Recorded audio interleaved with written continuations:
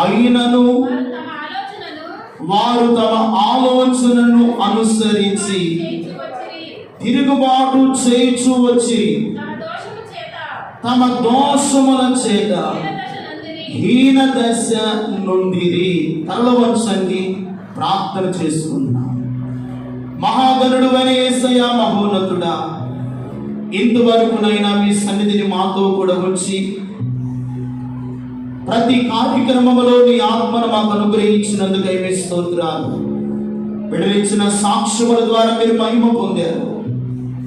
అనేక పరిస్థితుల నుండి బిడ్డలను కాపాడుతూ వచ్చారు. ఈ రోజునైనా మేము అనుభవిస్తున్న పరిస్థితులకు కారణం మేమని గ్రహించడానికి మీ కృప దయచేయండి. చదివిన లేఖన భాగములో నుండి మీరు మాతో మాట్లాడండి. వాక్యాన్ని వినగలిగిన చెవిని గ్రహించే హృదయము, వాక్యానుసారమైన జీవితాలు మా అందరికీ దయచేయండి. ఈ కడవది కాలమందు మీ రాకడ సమీపిస్తూ ఉంది నాయన. ఈ లోకములో మేము యాత్రికులము, పరదేశులమని ప్రభువా విశ్వాసాన్ని కాపాడుకుంటున్నాయినా నీ రాకడ కొరకు సిద్ధపడగలిగిన కృపను మాకు దయచేయండి. మీరేని వాక్యపు వెలుగులో మాతో మాట్లాడి బలపరచమని యేసు పరిశుద్ధ నామములో ప్రార్థించి వేడుకొనుచున్నాము తండ్రి. ఆమేన్. హల్లెలూయా. మంచిదండి, బహు జాగ్రత్తగా దేవుని వాక్యాన్ని మనము ధ్యానం చేద్దాం.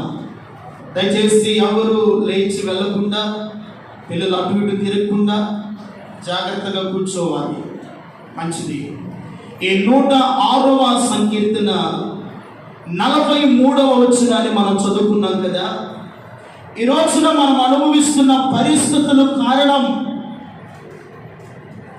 ఈ రోజున ప్రకృతి వైపరీత్యాల వలన మానవుడు అనుభవిస్తున్నటువంటి పరిస్థితులు కారణాలు ఏమిటాయంటే, అక్కడ రాయబడిన మాటలు, అనేక పర్యములు ఆయన వారిని విడిపించెను, అయినను వారు తమ ఆలోచనను అనుసరించి తిరుగుబాటు చేయించు ఉండిరి, తమ దోషముల చేత హీన దశ నొందితిరి. ఏ దశ నొందారంట? హీన దశ నొందితిరి. ఈ రోజున ప్రజలు హీన దశ నొందడానికి గల కారణము, కడవరి కాలమందు జీవిస్తున్నటువంటి ప్రజలు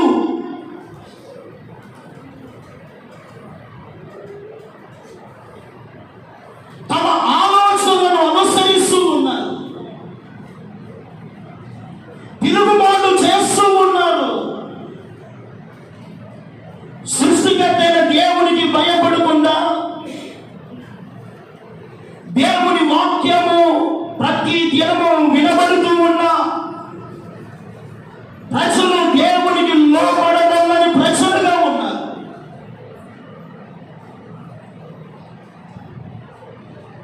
కడవరి కాలమందు ప్రభు రాకడ ఎలా ఉండాలని ప్రభు చెప్పాడంటే, నోవహు దినములలో జరిగినట్లుగా మనుష్య కుమారుని దినములలో జరగబోతుంది. నోవహు కాలమునికి ఎరిగిన వారమే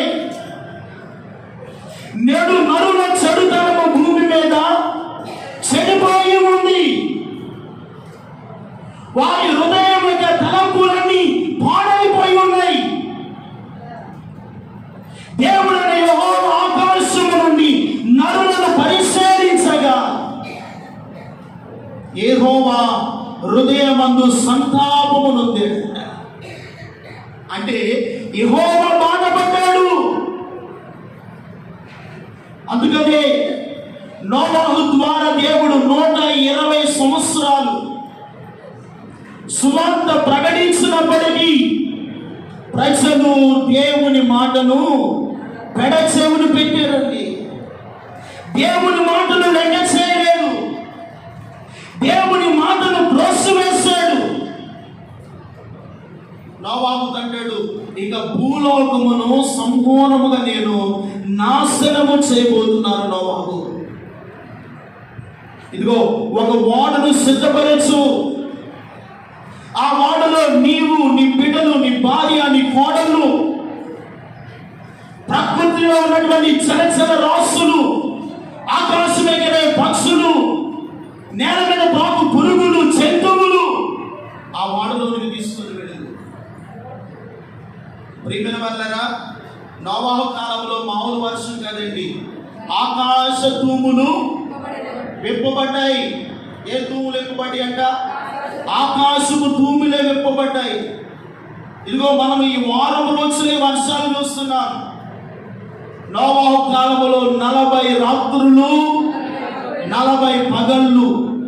చూడండి ఎంత భయంకరమైన, కొండలు సైతమే మునిగిపోయింది. భూలోకములో ఉన్న నరుల చెడుతనము పాడైపోయి ఉండగా యెహోవా బాధపడ్డాడు. మరలా వారిని అలాగూ పాడు చేసినందుకు దేవుడు ఒక నిబంధన చేశాడు. ఇలాంటివి మరలా నేను ఎన్నడూ కూడా రానివ్వను. కారణం ఏమిటంటే ఈ కడవరి కాలములో జీవిస్తున్న మనము అనేక పర్యాయములు దేవుడు మనల్ని విడిపిస్తున్నాడా లేదా? సమస్యలు వచ్చినప్పుడు విడిపిస్తున్నాడు. రోగము కలుగుతుండగా బాగు చేస్తూ ఉన్నాడు. ఈ ప్రకృతిలో ఎదురవుతున్న అనేక పరిస్థితుల్లో ప్రభువు మానవులను విడిపిస్తూ కాపాడుతూ ఉన్నాడు. కానీ నరులు తమ మనస్సుకు నచ్చినట్లుగా తిరుగుబాటు, దేవుని మీద తిరుగుబాటు, దేవుని వాక్యం అనే తిరుగుబాటు స్వభావం. అందుకనే తమ దోషముల చేత నరులు హీన దశ నుండి తీరి ఈ రోజున విజయవాడ, ఆ పరిసర ప్రాంతాలు, ఆ మహాపట్టణంలో ఈ ఘోరమైన విపత్తులు మనం చూస్తూ ఉన్నామంటే యెహోవా ఎంత బాధపడి ఉంటాడో, నరుల చెడుతనమును బట్టి ఎంత వేదన నుండి ఉంటాడో. భారీ వర్షాలని మీడియా ద్వారా తెలుసుకున్నామండి. ఇలాంటి వరదలు వస్తాయని విన్నామా? లేదే. ఇలాంటి వరదలు వచ్చి ఒక్కసారిగా పట్టణాన్ని నాశనం చేస్తుందని విన్నావా? లేదే.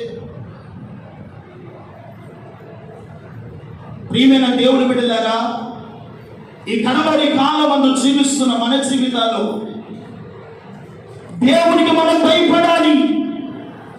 మిగిలినది కొద్ది దినాలే మనం ఈ లోకములో బ్రతికేది. ఈ లోకములో స్థిరమైన నిలబడిన నరుడు ఎవరు లేరు. అస్థిరమైన లోకములో మనం బ్రతుకుతూ ఉన్నాం. మన కొరకు ఉన్నతమైన పట్టణాన్ని దేవుడు సిద్ధపరుస్తూ ఉన్నాడు. మన కొరకు ఉన్నతమైన రాజ్యం ఉంది. మన కొరకు పరలోక సైన్య సమూహం ఉంది. మన కొరకు తండ్రి ఎదురు చూస్తూ ఉన్నాడు. మనం సిద్ధపడాలి కదా. ఈరోజున మానవుడు దేవునికి భయపడకుండా దేవుని మీద తిరుగుబాటు చేయడాన్ని బట్టి మానవుడు ఈ రోజున విజయవాడ మహాపట్టణము ఈయన దశలో ఉండడానికి గల కారణము, ధనికులు ఉన్నారు, దరిద్రులు ఉన్నారు, మంచి మంచి హోదా కలిగిన వారు ఉన్నారు, ఆస్తి పరులు ఉన్నారు. శ్రమ దినమున వారి ఆస్తి వారికి అక్కరత్తుకు రాకపోయింది. రేపు మాట్లాడుకోండి. వారి ఆస్తి వారిని కాపాడలేకపోతుంది. వారి పరిస్థితులు వారిని రక్షించలేకపోతున్నాయి. ఆహారము దొరకని పరిస్థితి. తల్లిదండ్రులు వేదన పడుతూ బిడ్డలను పోగొట్టుకుంటూ, తల్లిదండ్రులు బ్రతికి ఉంటే బిడ్డలను పోగొట్టుకుంటూ, బిడ్డలు బ్రతికి ఉంటే తల్లిదండ్రులు కోల్పోయి ఒక నిస్సహాయమైన స్థితిలో, దిక్కుచోటని పరిస్థితిలో, అగాధ జలముల మధ్య చీకటి గల ప్రదేశంలో వారి వారములను గడపడానికి గల కారణము ఇది నడుల చెడుతనమును బట్టి కదా. మానవుడు దేవుని మీద చేసిన తిరుగుబాటును బట్టి కదా. ఆనకట్టనే తెచ్చివేశాడండి. ఒక్కసారిగా పట్టణం అంటూ కూడా కబలించి వేసింది. నోవాహు దినములైతే ప్రచండమైన ఆకాశపు తూములు విప్పాడు. ఇంకా అలాంటి తూములు విప్పితే మనం బ్రతుకుతామా? మనము కాపాడబడగలుగుతామా? మన కుటుంబాలు, మన బిడ్డలు క్షేమముగా ఉండగలుగుతామా? ఈ రోజున మనము దేవుని మందిరంలో కూడి ఆరాధిస్తున్నామంటే ఇది దేవుడు మనకి ఇచ్చిన కృప కదా. విజయవాడలో కొన్ని మందిరాలు మునిగిపోయినాయండి. ఈ రోజున వారు ప్రభుని ఆరాధించే స్థలం లేకపోతుంది. దేవుడు మన మహాకృపను బట్టి ఈ బాపట్ల జిల్లాలోని దేవుడు క్షేమాన్ని ఇచ్చి మందిరాల్లో కూడి ప్రభుని ఆరాధించి ఆయన వాక్యాన్ని వినగలిగిన కృపనిచ్చాడు. చప్పటి వద్ద దేవునికి మహిమ కలుగునుగాక. ఈ రీతిగా వాక్యాన్ని వినగలిగిన కృపనిచ్చాడు. మనం ఇంకా దేవుని ఎంతగా స్తుతించాలి, ఇంకా దేవుని మనం ఎంతగా మహిమపరచాలి, దేవుని సన్నిధిలో దేవుని రాకడకు మనం ఎంతగా సిద్ధపడాలి ఆలోచిస్తున్నారా దేవుని బిడ్డలారా? దేవుని యొక్క మహాకృపను బట్టి చాలా మంది వరద బాధితులకు, చాలా మంది సేవకులు సహకరిస్తూ ఉన్నారు. వాటిలో భాగముగా వేటపాలెం మండలంలో ఉన్న పాస్టర్ వెల్ఫేర్ అసోసియేషన్ ద్వారా ఒక 50,000 రూపాయలు సేవకులుగా మేమందరం సమకూర్చి చార్లెస్ పిన్ని గారి ద్వారా నిన్న దినమున మరి తెనాలి ఆ పరిసర ప్రాంతాల దగ్గర కలుపులూరి అనే గ్రామంలో కూడా వాటర్ వచ్చినాయి. ఆ ప్రాంతంలో కొంతమందికి నిత్య అవసర సరుకులు ఇవ్వడానికి దేవుడు కృపనిచ్చాడు. దేవుడి స్తోత్రం కలుగునుగా. వారికి రోజులు అన్నీ ఉన్నాయి కానీ చీకటిలో ఉన్నారండి. కరెంటు లేదు. చీకటిలో పిక్కు పిక్కులాడుతూ భయముతో ఇళ్లలోనికి పాములు వస్తున్నాయో, ముసళ్ళు వస్తున్నాయో, ఎటువంటి పరిస్థితులు వారికి ఆవరిస్తున్నాయో మనం చూసాం. ఇళ్లలో కూడా ముసళ్ళు ఎక్కడో వాగుల్లో, చెరువుల్లో ఉండవలసినటువంటి ముసళ్ళు ఇళ్లలో కూడా వెళ్ళిపోయి. ఇలాంటి ప్రకృతి వైపిక పరిస్థితులు మనం చూస్తూ ఉన్నాం కదా. ఇంకా మనము మార్చబడకపోతే, ఇంకా దేవుని విశ్వాసం ఉంచకపోతే, దేవుని పరిపూర్ణముగా భయభక్తులు నిలబడకపోతే విజయవాడకి వచ్చింది మాకు రాదనుకోవడానికి లేదు. మీడియా ద్వారా వార్తలు మనం వింటున్నాం. మనకు కూడా పరిస్థితులు ఉన్నాయని అనౌన్స్మెంట్ చేస్తూ ఉన్నారు. మనం కూడా ప్రార్థన చేయాలి, మెలకువ కలిగి ఉండాలి. ఎప్పుడు ఎక్కడ పరిస్థితులు ఎలాగో మన మీదకు వస్తాయో తెలియదు. అందుకనే దేవుని వాక్యం అంటుంది చూడండి ప్రియమైన వారలారా, పరిశుద్ధ గ్రంథమైన బైబిల్లో నుండి 104వ కీర్తన 5వ వాక్యాన్ని చదువుకుంటే, భూమి ఎన్నటికీ కదలకున్నట్లు దాని పునాదుల మీద స్థిరపరించాను, దాని మీద అగాధ జలములను నీవు వస్త్రము వలె కప్పితివి, కొండలకు పైగా నీళ్లు నిలిచాను, నీవు గద్దింపగానే అవి పారిపోయాను, నీ ఉరుము శబ్దము విని అవి త్వరగా పారిపోయాను. నీవు వాటికి నియమించిన చోటికి పోవుటకై అవి పర్వతములు ఎక్కెను, పల్లములు దిగెను, అవి మరలా వచ్చి భూమిని కప్పుకున్నట్లు ఆయన దాటలేని సరిహద్దులను నీవు వాటికి నియమించింది. దేవునికి మహిమ కలుగును గాక. వాటి దాటలేని సరిహద్దులను దేవుడు నియమించాడు. సముద్రం ఉందండి, దానికి ఒక సరిహద్దును దేవుడు నిర్మించాడు. జలములను సృజించిన వాడు, సముద్రమును, ఆకాశమును, ప్రకృతిని సృజించిన వాడు. అవి దేవుని వాక్యానికి లోబడగలుగుతున్నాయి. ప్రకృతి దేవుని మాట వింటుంది కానీ ప్రకృతిలో ఉన్న మానవుడు దేవుని మాటను వినకపోతున్నాడే. ప్రకృతి వాటి వాటి దినచర్య ప్రతి దినము క్రమముగా చేస్తూ ఉంది. మానవుడికి దేవుడు మంచి చెడులను యోచించే జ్ఞానాన్ని ఇచ్చాడు, ఆరోగ్యం ఇచ్చాడు, ఊపిరిని ఇచ్చాడు, ప్రాణాన్ని ఇచ్చాడు. ఈ లోకంలో మానవుడు సుఖముగా సౌఖ్యముగా బ్రతకడానికి కావలసినవన్నీ సమకూర్చాడు. కానీ ఇదిగో సమకూర్చుకొని మానవుడు దేవునికి భయపడకుండా, దేవుని వాక్యానికి లోబడకుండా, పాపాన్ని విడిచిపెట్టకుండా, లోక సంబంధమైన ఆచారాలను విడిచిపెట్టకుండా ఇంకా తమ దోషములలో చిక్కబడుతూ హీన దశలను దాని గల కారణము ఈ రోజున మానవుడు హీన దశకి, శ్రమలకు, బాధలకు, కష్టాలకు, ఇలాంటి పరిస్థితులు, ప్రభావాలు ఎదుర్కొనడానికి గల కారణం మానవుడు దేవునికి లోబడకపోవటాన్ని బట్టి, దేవుని వాక్యానికి విధేయత చూపకపోవటాన్ని బట్టి. దేవుని బిడ్డలారా, ఈ రోజున ఈ వాక్యం వింటున్న ప్రియమైన సహోదరి సహోదరులారా, ప్రభు త్వరగా రాబోతున్నాడమ్మా. అయ్యా, ఆయన ప్రభు త్వరగా రాబోతున్నాడు. రక్షణ బహు సమీపముగా ఉన్నది. ఇంకా అంటాడు 88వ కీర్తన 6వ వచనాన్ని చదువుకుంటే,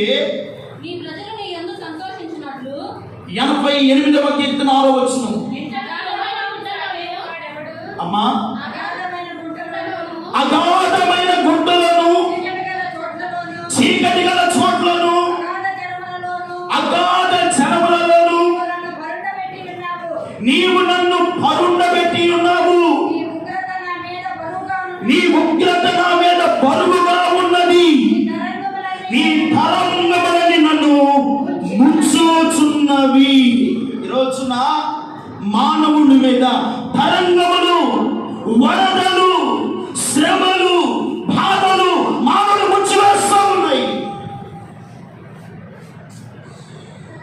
అగాధమైన గుంటలను, చీకటి గల చోట్లను, అగాధ జనములు నీవు నన్ను పరుండబెట్టేవు. ఈరోజున మానవుడు ఎక్కడున్నాడు? ఈరోజున విజయవాడ ప్రాంతంలో చీకటిలో అగాధ జనములు పరుండబెట్టేవాడిని. దేవుని బిడ్డలారా, పాపము ఎక్కడ విస్తరిస్తుందో అక్కడ దేవుని ఉగ్రత ఉంటుంది. ఎక్కడ మానవుడు దేవుని మాటకు లోబడడో అక్కడ ప్రకృతి సంబంధమైన పరిస్థితులు మనం చూడాలి. అందుకని అంటున్నాడు కదా ఆయన, నా ఉగ్రత వారి మీద బరువుగా ఉంది. ఈరోజున దేవుని ఉగ్రత మన మీద బరువుగా ఉంది. దేవుడు కోపిస్తే, ఆయన కళ్ళు ఎర చేస్తే, ఆయన ప్రకృతిని గద్దిస్తే, ప్రియమైన వాళ్ళరా, ఏ నరుడు బ్రతకగలుగుతాడండి? ఏ జీవి ప్రాణముతో బ్రతకగలుగుతుంది?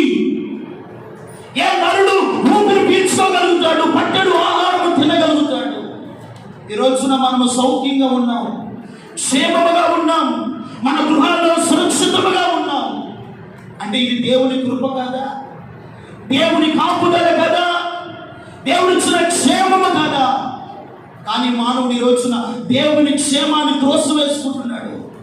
దేవుడిచ్చిన భద్రతను మానవుడు చేతులారా కాళ్ళారా నెట్టివేస్తూ ఉన్నాడు.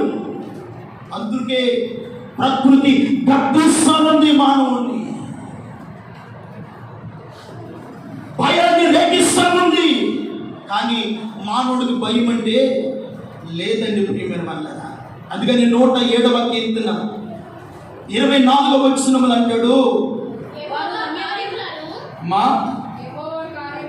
యెహోవా కార్యములను సముద్రములో ఆయన చేసిన అద్భుతములను చూసి అవి సెలవీయగా తుఫాను పుట్టెను. అది దాని తరంగములను పైకెత్తెను. వారు ఆకాశము వరకు ఎక్కుచు అగాధమునకు దిగుచూ ఉండిరి. శ్రమ చేత వారి ప్రాణము కరిగిపోయాను. ఎలా ఉన్నారట? మత్తులైన వారి వలె ముందుకు వెళ్ళక పర్లుచు ఇటు అటు చూపుచు ఉండిరి. వారు ఎటు తోచక ఉండిరి. శ్రమకు తాళలేక వారు యెహోవాకు మొర్రపెట్టిరి. దేవునికి మహిమ కలుగును గాక. ఎవరు వీళ్ళు? ఇశ్రాయేలీయులు. ఆయన శ్రమకు తాళలేక యెహోవాకు మొర్రపెట్టారు. ఆయన సడలిగా తుఫాను పుట్టెను, అది దాని తరంగమును పైకెత్తెను. వారు ఆకాశం వరకు ఎక్కి అగాధమునకు దిగుచుండిరి. శ్రమ చేత వారి ప్రాణము కలిగిపోయింది. ఈరోజు నా ప్రజలు శ్రమ చేత, ఆఖరి డబ్బుల చేత వారి ప్రాణము సమస్యలైన స్థితిలో ఉన్నారు. వేదన అనుభవిస్తున్న స్థితిలో ఉన్నారు. దేవుని ప్రియమైన దేవుని బిడ్డలారా, ఈ శ్రమ కాలమున వారు ప్రాణములకు దెబ్బలు కలుగుటకై యెహోవాకు ఏం చేశారంట? మొర్రపెట్టారు. ఈరోజున మనము ఇంకా యెహోవాకు మొర్రపెట్టాలి. అయ్యా, మా దేశం మీదకి, మా రాష్ట్రం మీదకి ఇలాంటి ప్రకృతి పరమైనటువంటి పరిస్థితులు కలగకుండా మా దేశాన్ని కాపాడండి అయ్యా, మా ప్రాంతాలను కాపాడండి అయ్యా, మా పట్టణాలు మీరు కాపాడండి అయ్యా అని యెహోవాకు ప్రతి నరుడు ఉదయాన్నే లేచి మొర్రపెట్టాలి. దేవుని స్తోత్రం కలుగును గాక. యెహోవాకు మొర్రపెట్టాలి. దేవునికి ప్రార్థన చేయాలండి. దేవుని సన్నిధిలో కన్నీరు కార్చాలి. వారి మొరలు విని దేవుడు ఏం చేశారని తర్వాత వచ్చినారని చదువుకుంటే, ఆయన వారి ఆపదల నుండి వారిని విడిపించను. ఆయన తుఫానును ఆపివేయగా దాని తరంగములు అణిగిపోయెను. అవి నిర్మలమైనని వారు సంతోషించిరి. వారు కోరిన రేవునకు దేవుడు వారిని నడిపించను. చప్పలవద్దు, దేవునికి మహిమ కలుగును గాక. వారు కోరిన రేవుకు దేవుడు వారిని నడిపించను. శ్రమకు తాళలేక వారు యెహోవాకు మొర్రపెట్టారు. ఇక మనం ఎంతగా మొర్రపెట్టాలండి? ఇలాంటి పరిస్థితులు మన దేశం మీదకు, మన పట్టణాల మీదకు రాకుండా యెహోవాకు మనం ఎంత మొర్రపెట్టాలి? ఎంతగా దేవుని సన్నిధిలో కన్నీరు కాచాలి, ప్రలాపించాలి, రోదన చేయాలి. వారు మొర్రపెట్టగా వారి ఆపదలో నుండి విడిపించిన దేవుడు, ఇదిగో సంఘాలు, పరిశుద్ధులు, సేవకులు, ఎన్నో కుటుంబాలు మొర్రపెడుతూ ఉన్నాయి. పూర్వపు స్థితి మరలా విజయవాడ మహాపట్టణానికి దేవుడు దయచేయును గాక. ఆ ప్రాంతానికి నెమ్మది దేవుడు ఇచ్చును గాక. నిర్మలమైన మనస్సును దేవుడు అనుగ్రహించి ఆ ప్రాంతం మీద దేవుని కనుదృష్టి నిలుచును గాక. దేవుడు వారు కోరిన రేవునకు దేవుడు మళ్ళా వారిని నడిపించును గాక. కోరిన రేవునకు దేవుడు నడిపిస్తాడు. మన కోరికలను దేవుడు తీరుస్తాడు. ఎప్పుడయ్యాయి? దేవుని మాటకు లోబడిన, దేవుని వాక్యానికి విధేయత కలిగినప్పుడు, దేవుని మాటకు శిరసాల నమస్కారం చేసినప్పుడు ఆయన బిడ్డలను ప్రభువు కాపాడుతాడండి, రక్షిస్తాడండి, విమోచిస్తాడండి. తగిన భద్రత దేవుడు ఆయన బిడ్డలకు కలుగు చేస్తాడు. దేవునికి మహిమ కలుగును గాక. అలాంటి భద్రత దేవుడు మన సంఘానికి, మన కుటుంబాలకు, మన బిడ్డలకు దయచేయును గాక. హల్లెలూయా. చివరిగా ఒక మాట చదివి నేను ముగిస్తాను. 85వ కీర్తన, 85వ కీర్తన, 85వ కీర్తన 2వ వచనం నుండి కొన్ని వచనాలు చదువు. నీ ప్రజల దోషమును పరిహరించి ఉన్నావు, వారి పాపమంతయు కప్పివేసి ఉన్నావు, నీ ఉగ్రత ఎంతయు మానివేసి ఉన్నావు, నీ కోపాగ్నిని చల్లార్చుకొని ఉన్నావు. మా రక్షణకర్తవగు దేవా, మా వైపునకు తిరుగుము, మా మీదనున్న నీ కోపము చల్లార్చుము. ఎల్లకాలము మా మీద కోపించుదునా? నీ ప్రజలు నీ యందు సంతోషించినట్లు నీవు మరణామములను బ్రతికింపునా? యెహోవా, నీ కృప మాకు కనపరచుము, ఈ రక్షణ మాకు దయచేయము. మా దేవుడైన యెహోవా సెలవిచ్చిన మాటలు చెవిని పెట్టెదను. ఆయన తన ప్రజలతోనూ తన భక్తులతోనూ శుభవచనము సెలవిచ్చును. వారు మరలా బుద్ధిహీనులు కాకుందురు గాక. మన దేశములో దేవుని మహిమ నివసించున్నట్లు ఆయన రక్షణ భయపడు వారికి సమీపముగా ఉండును గాక. చప్పడుగొట్టు దేవునికి మహిమ కలుగును గాక. దగ్గరగా చప్పడుగొట్టు దేవునికి స్తోత్రం కలుగును గాక. ఏమంటున్నాడు? చక్కని మాటలు. ఇక దేవుడు ప్రజల దోషములు ఏం చేస్తున్నాడంట? పరిగణించి వారి పాపములన్నిటినీ కప్పివేస్తా ఉన్నాడు. మొర్ర పెట్టుట చేత, పశ్చాత్తాపము పడుట చేత, దేవునికి విధేయుడమగుట చేత, మాటలకు లోబడుట చేత ఆయన ఏం చేస్తాడు? ప్రజల పాపములను కప్పివేసి ఆయన ఉగ్రత ఎంతయో మానివేసి ఉన్నాడు. దేవునికి మహిమ కలుగును గాక. మానివేసి అంటున్నాడు 6వ వచనంలో, నీ ప్రజలను ఎందు సంతోషించినట్లు నీవు మరలా మమ్మలను బ్రతికింపవా. ఎన్ని కుటుంబాలు మరణించినాయండి?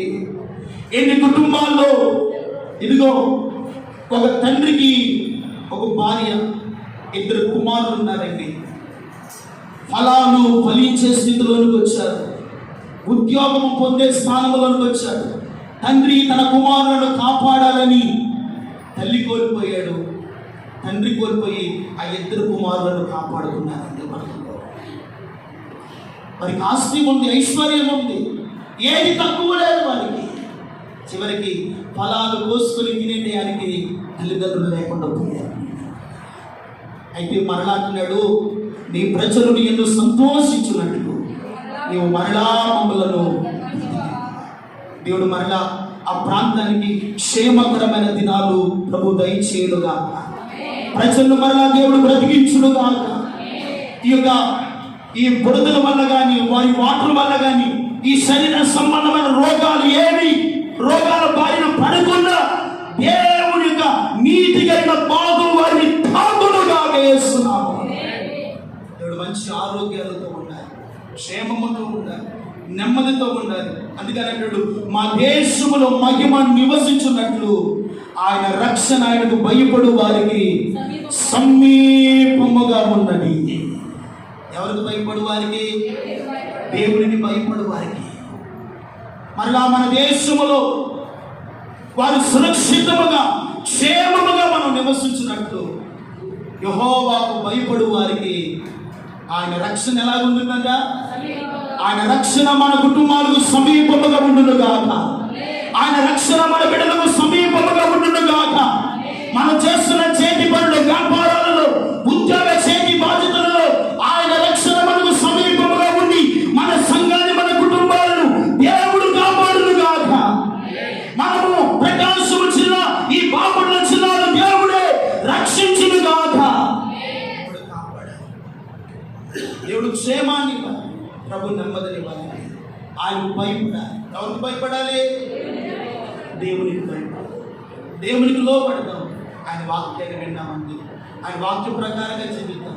అందుకని మనుషులు నరుడంట అనేక పర్యాయములు వారిని విడిపించను, కానీ వారు తమ మనస్సుకు నచ్చినట్లుగా యెహోవా మీద తిరుగుబాటు చేయడం వలన హీన దశ పొందారు.